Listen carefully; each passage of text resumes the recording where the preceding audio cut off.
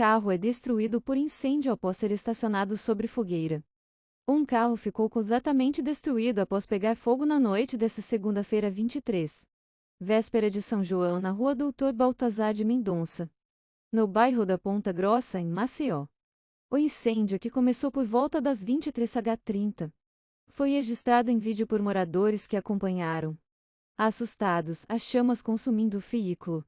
De acordo com o Corpo de Bombeiros Militar de Alagoas Canal, o carro, um Volkswagen Virtus, pegou fogo depois que o motorista, sem perceber, estacionou sobre uma fogueira acesa para os festejos juninos.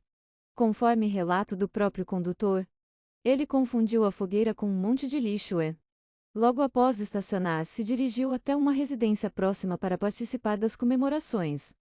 Poucos minutos depois, as chamas começaram e rapidamente tomaram conta do veículo, gerando preocupação entre moradores e participantes da festa. Além disso, vídeos compartilhados nas redes sociais mostram o fogo se alastrando de forma intensa, com labaredas altas e risco iminente de atingir outros carros estacionados nas proximidades.